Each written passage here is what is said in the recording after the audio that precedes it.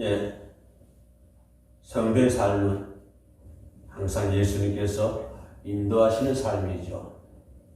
세상에 의해서 이끌려가는 것이 아니라 세상의 어떤 유행에 또한 현혹이 대해서 이끌려가는 것이 아니라 우리 크리스찬의 삶이라 하는 것은 항상 예수께서 인도하시고 또 우리의 발걸음마다 주님께서 이끌어 주실 줄로 믿습니다.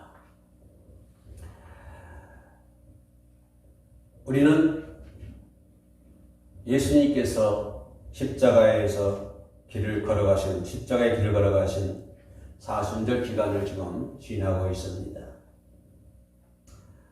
우리는 마태복음서를 보면서 예수님께서 광야에 올라가서 금식 기도를 하시고 또 귀신들로부터 물론 성령에 이끌려 시험을 당하기도 합니다. 시험을 당하시고 또 마태복음 5장에서는 뭡니까? 산산보훈을 이렇게 말씀하시기도 하시고 또 특별히 오늘 마태복음 10장에 와서는 예수님께서 12제자를 선택하는 것을 볼 수가 있습니다.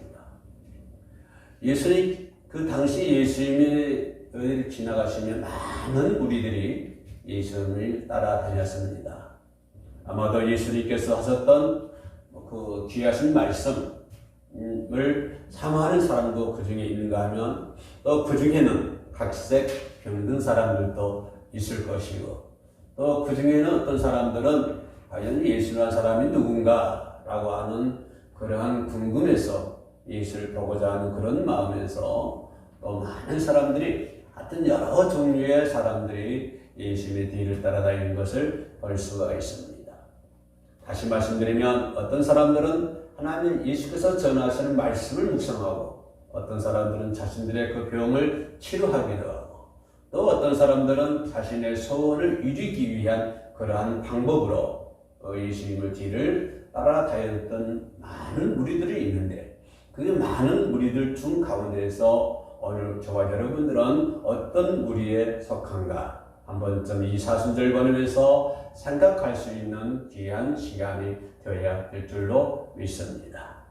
이 말씀을 전하고 있는 저는 그 바람이 어떠한 병을 고치는 것도 중요하고 자신의 소원을 이루는 것도 중요합니다만 그러나 맨 위에 우리가 두어야 할 것은 바로 예수님이 전하신 말씀이 가장 중요하다고 하는 것을 우리는 볼 수가 있습니다. 우리는 병든 것을 치료하는 것이 그 병이 치료하는 것 자체가 우리를 구원시키지 못합니다. 또한 병을 우리가 고쳤다고 해서 우리는 올바른 길로 걸어가느냐? 그렇지가 않습니다. 왜냐하면 사람들의 마음이라 하는 것은 스스로 변하기 때문에 그렇습니다. 신약에 보더라도 많은 사람들이 예수 그리스도의 기사와 예수 그리스도의 능력으로 인해서 많은 병든 자들이 치료를 받았습니다마는 그 중에 예수님께 감사한 사람도 있는가 하면 그와는 반대로 예수님의 곁을 떠나는 사람들을 많이 우리는 볼 수가 있습니다.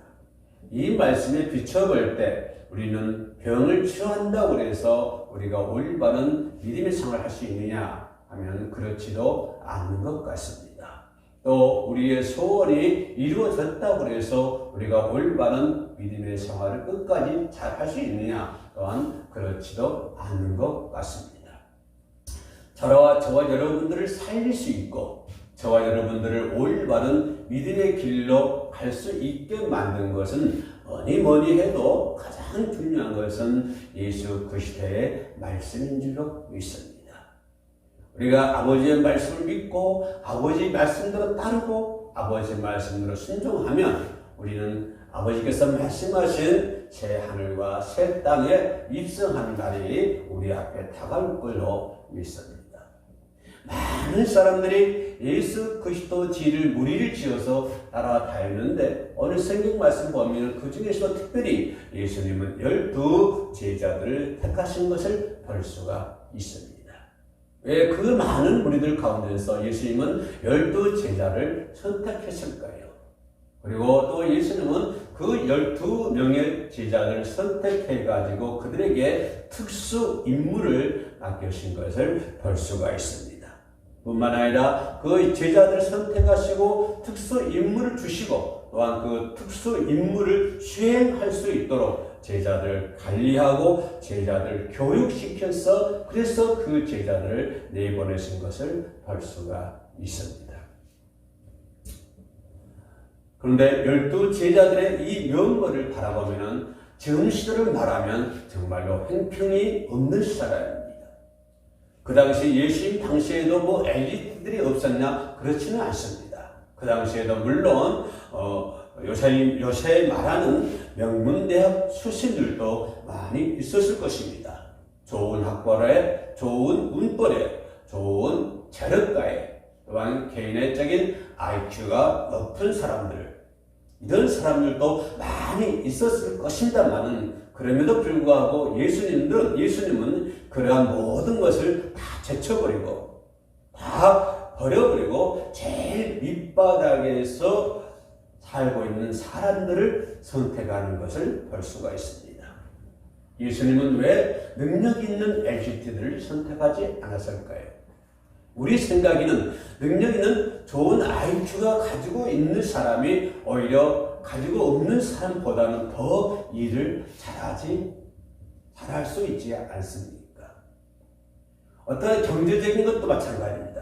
경제적인 것이 없는 것보다는 경제적인 재벌을 선택했을 때 오히려 주님께서 주신 사명을 더 잘 감당할 수 있지 않겠습니까? 그러나 예수님의 생각은 우리 사람과의 생각과는 다른 것을 볼 수가 있습니다. 우리 예수님은 그런 규칙을 다 버려버리고 가장 밑바닥에서 제일 밑바닥의 사람들 중에서 선택하는 사실을 볼 수가 있습니다. 가장 뭐냐면 이 이유는 여러 가지가 있겠습니다만은 가장 중요한 것은 적어도 내 생각에 가장 중요한 것은 제자들이 능력이 없을수록 누구만 의지할 수 있습니까? 주님만을 의지할 수 있기 때문에 그렇습니다. 사람이 능력이 없으면 없을수록 더 주님의 능력만을 의존하기 때문에 주님의 능력만을 바라보기 때문에 주님의 손길만을 바라보기 때문에 주님 안에서는 곧 유능이 되는 것이고 주님 안에서는 가난이 곧 부자가 되는 것이고 주님 안에서는 무식이 곧 유식이 된다고 하는 사실입니다. 우리는 이쯤에서 이런 얘기를 생각해 볼 수가 있습니다. 가장 어린 아이는 오직 엄마, 아빠만 의지합니다. 그에게는 아무것도 없기 때문에 할 수 있는 능력이 아무것도 없기 때문에 오직 그 어린 아이에게는 엄마와 아빠만 의지하게 되어 있습니다. 아빠와 엄마가 하라는 대로 하는 것이고 아빠와 엄마가 가는 대로 절로 따라갈 수밖에 없는 것입니다.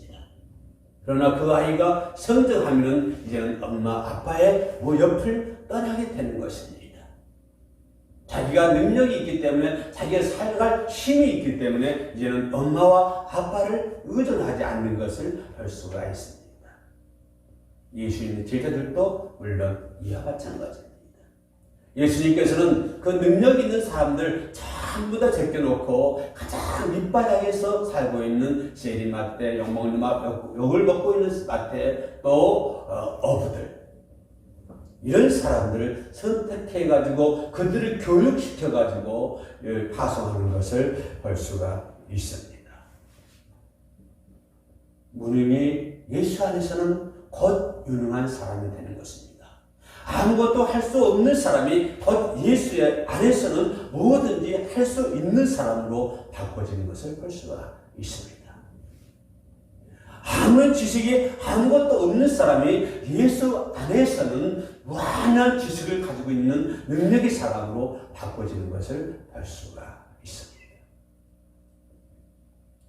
사람이면 아무것도 할 수 없는 병도 고칠 수 없고 죽은 자도 살 수 없고 나병 환자도 치료할 수 없는 그런 사람이 예수 안에 있으면 죽은 자도 살릴 수가 있습니다. 귀신 들린 자도 내쫓을 수가 있습니다. 모든 병든 자를 치유할 수가 있는 것입니다. 어디서요? 예수 안에서는 그럴 가능성이 다 있다고 하는 것입니다. 그럴 수 있도록 예수님께서는 그 제자들에게 권능을 부여하셨다고 하는 것입니다. 예수님과 똑같은 권능을 제자들에게 부여하셨다고 하는 것입니다. 그렇게 예수님은 제자들을 훈련시키고 교육시키고 연단시켜서 파송하는 것을 볼 수가 있습니다. 사도의 자격은 무엇입니까? 12 제자들의 자격은 무엇으로 생각을 하십니까? 많이 배우는 것이 자격이라고 생각하십니까? 많은 재벌가들이 예수님의 12 제자들의 자격이라고 생각하십니까? 오늘 이 시대를 살아가고 있는 저와 여러분들은 어떤 사람들이 예수님의 12 제자들의 자격이라고 생각하십니까? 뭐를 갖추고 있어야만이 예수님의 제자가 될 수 있다고 생각하십니까? 혹시 예수님 뜻과는 반대로 많은 것을 소유한 사람만이 예수님의 제자가 될 수 있다고 혹시 착각하고 있지는 않습니까? 혹시 또 명문대 출신자만이 예수님의 제자가 될 수 있다고 이렇게 혹시는 착각하고 있지 않습니까? 예수님의 자격을 보면 예수님께서 예수님의 12 제자들의 자격을 보면 누가 선택했습니까? 예수가 선택했다고 하는 것입니다. 가장 중요한 부분입니다. 세상 사람들이 어떤 세상적인 기준에서 제자들을 선택하는 것이 아니고 어떤 세상적인 어떠한 그런 경험에 의해서 제자들을 선택하는 것이 아니고 곧 예수 그리스도가 제자들을 선택했다고 하는 것입니다. 내가 예수님의 제자가 되고 싶다고 해서 되는 것이 아니고 예수께서 선택을 해야만이 예수님의 제자가 될 수 있다고 하는 것입니다.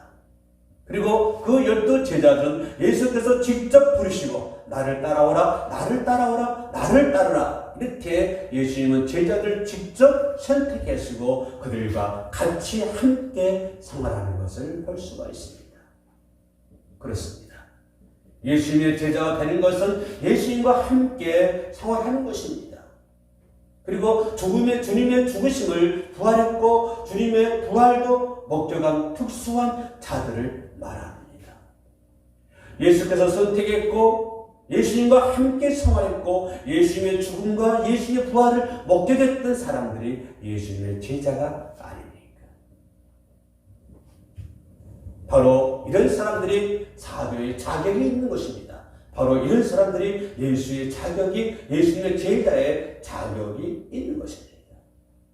나는 예수의 제자라고 말하면서 예수님과 함께 생활하지 않는다고 한다면 그 사람을 가리켜 예수님의 제자라고 말할 수가 없는 것입니다.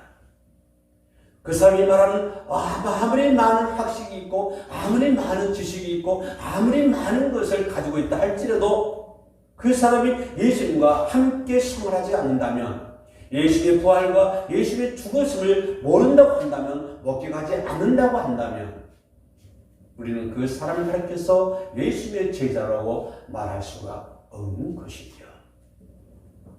바로 예수님의 12 제자들은 그와 같은 길을 선택을 했습니다. 주님께서 이들을 내보내실 때는 제자들 자체의 능력으로 일할 수 있도록 만들어지 않았습니다. 그들은 아무것도 할 수 없습니다. 그들의 능력이라고는 아무것도 없습니다. 그들의 능력이라고는 갈릴리 바닷가에서 고기 잡는 것이 그들의 능력 전부였습니다.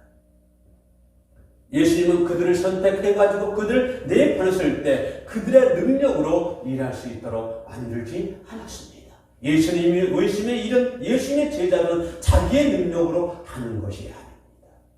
내 지식과 내 학식으로 하는 것이 아닙니다. 내 IQ로 예수님의 제자들은 하는 것이 아닙니다. 예수님의 제자들은 예수님의 제자들에게 제자들의 능력으로 수행할 수 있는 그 일을 특수 임무를 수행하도록 그저 내보내시지는 않았습니다. 그들의 능력이 아니라 누구의 능력입니까? 주님의 능력을 그들에게 부여했다고 하는 사실입니다. 그래서 그들은 그들의 받은 그 사명, 특수한 사명을 감당하기 위해서 자기의 능력은 하나도 없고 오직 주님께서 주시는 그 능력으로 그들은 그 일을 수행하는 것을 볼 수가 있습니다. 오늘 이 시대를 살아가고 있는 저와 여러분들에게 아주 귀한 교훈을 주시는 말씀입니다. 우리가 주님의 제자로서의 길을 간다고 하는 것은 내 능력은 다 내려놓아야 됩니다. 사도 바울은 그걸 가리켜서 더러운 배설물이라고 말씀하지 않았습니까? 더러운 배설물로 여기지 않았습니까? 사도 바울이 말씀했던 더러운 배설물 가지고 우리는 그것을 두 손에 짊어지고 예수님의 사명을 감당하려고 생각하지는 않습니까? 우리는 이런 것들을 다 내려놓아야 될 줄로 믿습니다. 모든 것들을 다 버려야 될 줄로 믿습니다. 나의 능력은 아무것도 없고 오직 주님이 주신 그 능력을 가지고 우리는 이 시대를 살아가고 있는 저와 여러분들은 주님께서 주신 사명을 감당해야 될 줄로 믿습니다. 예수님의 제자들은 예수님께로부터 그런 능력을 부여받았습니다. 그리고 예수님과 함께 동거동락하면서 훈련을 받았습니다. 그리고 이제 예수님은 그 제자들을 파송을 하게 된 것입니다. 이제 제자들은 주님께로부터 특별한 임무를 수행을 받았습니다. 특별한 임무를 받고 이제 수행해야 됩니다.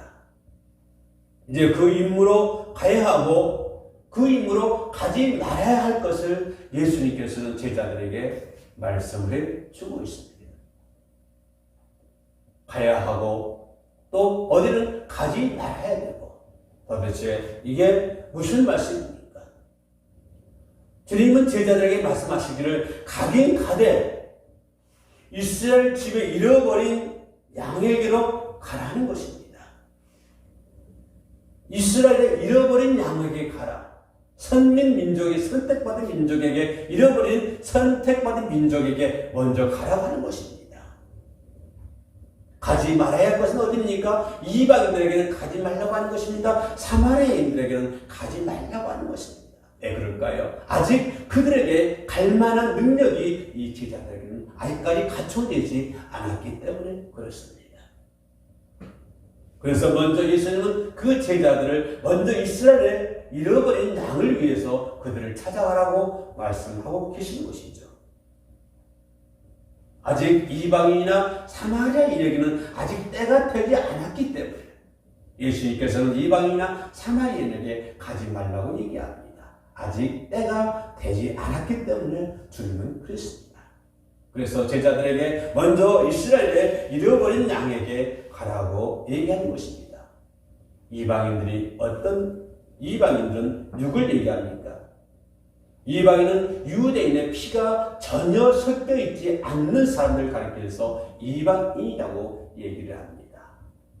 그리고 사마리아에 있는 어떤 사람을 가리킵니까? 사마리아인들은 피가 섞인 혼혈의 사람들을 가리켜서 사마리아인이다 이렇게 얘기를 합니다.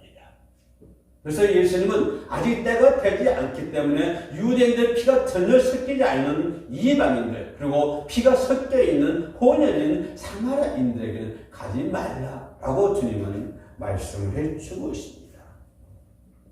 순수한 이스라엘 사람에게 우선적으로 가서 전하라고 하는 것입니다. 무엇을 전하라고 하는 것입니까? 가서 천국이 가까웠다. 이걸 전파하라고 하는 것입니다. 바로 이것이 복음입니다. 이것이 기쁜 소식입니다. 그들 예수님께서 제자들을 훈련하고 양육시켜서 내보내는 목적이 무엇입니까? 바로 이것을 전하기 위함입니다. 회개하라, 천국이 가까웠다. 천국이 가까웠다고 하는 이 소식을 전하라고 하는 것입니다. 곧 뭡니까? 하나님의 나라가 가까웠다는 것입니다. at hand. 다시 말하면 내 손 곁에 천국이 있다는 말입니다. 내 손 곁에 천국이 있다는 말입니다. 그렇게 천국이 지금 가까이 왔다고 하는 것입니다. 이걸 전하라고 하는 것입니다. 우리가 전해야 할 핵심이 바로 그겁니다. 이것이 복음이 아니겠습니까? 그들이 할 일이 무엇입니까? 그 복음을 전하기. 복음이 무엇입니까? 천국이 가까웠다고 하는 이 소식을 전하기 위해서 예수님께서는 그들의 기사와 이적을 행할 수 있도록 능력을 부여했습니다. 그것을 전파하면서 복음의 메시지를 전파하면서 병든 자를 고치고 죽은 자를 살리고 문둥 든 자를 깨끗하게 하고 귀신을 쫓아내고 이런 능력을 거저 받았으니 거저 주어라. 주님은 그렇게 말씀해 주고 있습니다. 다시 말씀드리면 돈 받고 이런 능력을 팔지 말라고 하는 것입니다. 돈 받고 이런 능력을 팔아먹지 말라고 하는 것입니다. 죽은 자를 살렸으니 돈으로 계산할 수 있겠습니까? 병든 자를 고쳤으니 돈으로 계산할 수 있겠습니까? 그러나 주님은 그런 것들을, 그런 능력들을 돈 받고 팔지 말라고 하는 것이 거저 받았으니 거저 주어라. 주님은 그렇게 말씀하고 계시는 것이죠. 그리고 주님은 한 가지 더 당부합니다. 9절에서 10절 말씀입니다. 전도 여행을 떠나면서 보내면서 주의사항을 예수님께서 친절하게 내리십니다. 무엇도 하고 무엇도 준비하고 이것도 준비하고 저것도 준비하고 이렇게 빠진 것 없이 잘 챙겨라. 이것이 우리가 여행 떠나는 사람들에게 하는 말 아닙니까? 그러나 주님은 정반대의 말씀을 해주고 있습니다. 무엇을 가지지 말라, 무엇을 가지지 말라, 무엇을 가지지 말라. 가지라고 하는 것이 아니라 준비하라고 하는 것이 아니라 챙기라고 하는 것이 아니라 가지지 말라라고 주님은 당부의 말씀을 해주고 계시죠. 돈 주머니에 돈을 가지고 가지 말라. 음식이나 기타 소모품들을 너희 주머니에 가지고 가지 말라. 두 벌 옷을 가지고 가지 말라. 흰 지팡이를 가지지 말라고 하는 것입니다. 흰을 신지 말라고 하는 것이 아닙니다. 지팡이 가지지 말라고 하는 것입니다. 그러나 두 개를 준비하지 말라고 하는 거예요.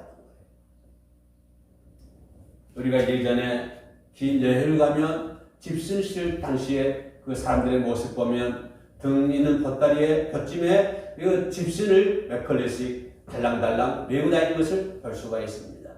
왜냐하면 긴 길을 갔다 보면 집신이 그렇게 달아 없어지니까 다시 그럴 때마다 새 것으로 이렇게 바꾸어 신기 위해서 집신 몇 컬레를 돛찜에다가 이렇게 메고 다니는 것을 볼 수가 있습니다. 그러나 주님은 말씀하십니다. 신을 준비하지 말라고 하는 것입니다. 두 개를 가지지 말라고 하는 거예요. 지팡이 외에는 가지지 말라고 하는 것입니다.